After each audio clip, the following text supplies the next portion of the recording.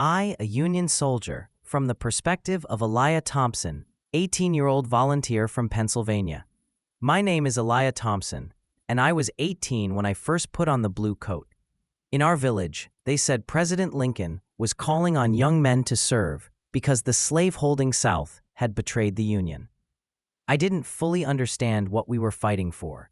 People spoke of freedom, of unity, but to me, it all came down to the sound of the drum and the pride in my father's eyes when he patted my shoulder and said, "Go, son, serve your country."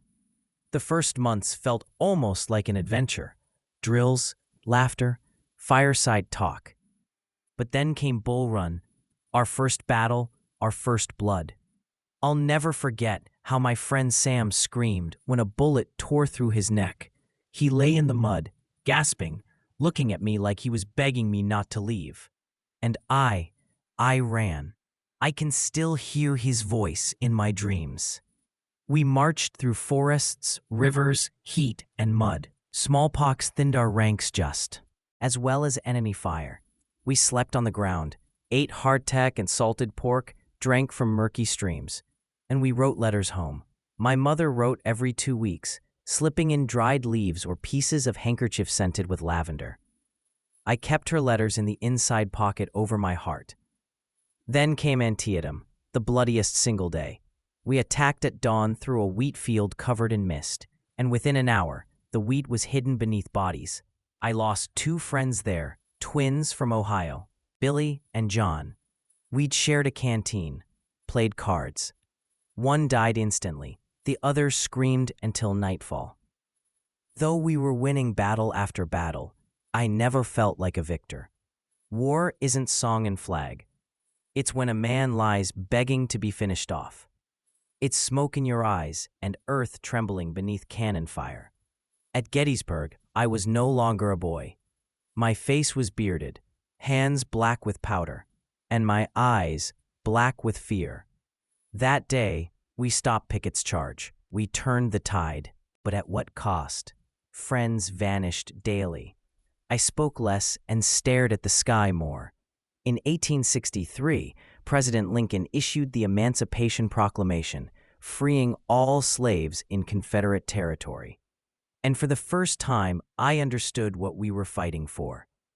I saw black men in rags approaching our camps, cautious, hopeful, grateful. One of them, Joseph, stayed on as a porter. He called me Brother Elia, and I called him my free friend. The war ended in 1865. We were near Richmond when we heard Lee had surrendered. We didn't cheer. We sat silently around the fire. Someone played Battle Hymn of the Republic on a harmonica. I thought of home, of Pa, of Ma, and of Sam, and those who'd never return. Then came the news. Lincoln was assassinated, our leader, our voice of conscience. Now I sit on my porch. My fingers barely move after my wound. At night, I wake to dreams of battle and loss. But when I see my son, dark-haired, smiling free, I tell myself, it wasn't in vain. We didn't fight for glory. We fought for dignity, for the Union, for the future. Southern Sun and Black Smoke, from the perspective of Jacob M. Rollins, farmer from Georgia, soldier of the Confederacy. My name is Jacob Morgan Rollins, and I was born on land where the hot sun ripens cotton and red clay sticks to your boots from the moment you can walk. In 1861, I was 25. I didn't own slaves. My family had no estate, no plantation, just a tired farm and seed debt. But when Georgia seceded, I didn't hesitate. I have to defend my home, I told my father. If we don't stand up, the North will crush us under its boot. And so I became a soldier of the Confederacy. Into the Army, our camp stood under pine trees. Some sang Dixie, others prayed. At first, we believed the war would last weeks. But time dragged on, and the sand in our boots turned to rot. Food ran short, our rifles were worn. But we had pride. We were sons of the South, and that kept us going. In the early battles, Bull Run, Seven Pines, we had the upper hand. Our General Lee, calm, noble, brilliant, gave us hope. We believed with him we couldn't break.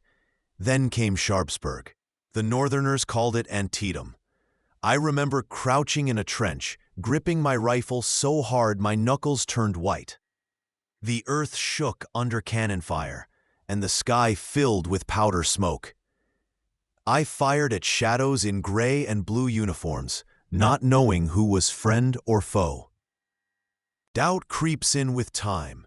I began to see we weren't just fighting the government in Washington. We were fighting ourselves. A young black boy, an escaped slave, came into our camp once. They tied him to a post. I didn't support it. He was just a boy, scared, hungry, just like me. I started wondering, was I really defending our land or someone else's plantation? Was I fighting for freedom or for the right to keep people in chains? But conscience doesn't override orders. Orders are to march, and I marched. Hell at Gettysburg. Gettysburg was hell. We advanced, line after line. I saw hundreds fall. The Yankees were dug in high, strong and well-fed. I watched Pickett lead his brigade forward, proud, beautiful, doomed. We didn't stand a chance. I survived only because I was hit, shot through the shoulder and passed out. I woke in a field hospital, where blood flowed like rivers and flies swarmed wounds before they could rot. We retreated and broke inside. The end and the emptiness by April 1865. We were starving, shattered, beaten. When General Lee surrendered at Appomattox, we didn't speak. Some cried. I stood still, staring at the dirt. The war was over. I walked home to Georgia. My farm, looted. My father, dead. My mother, withered. And me, hollow. My hands still held the shape of a rifle, though it was long gone. Now I work the land alone. No slaves, no songs of the Old South. I don't regret fighting. I did what I thought was right at the time. But I regret not seeing beyond our dust. My son goes to school. They teach him that all people are equal, and maybe that's good. Maybe he won't carry the shadow of the war that tore this country and my heart in two.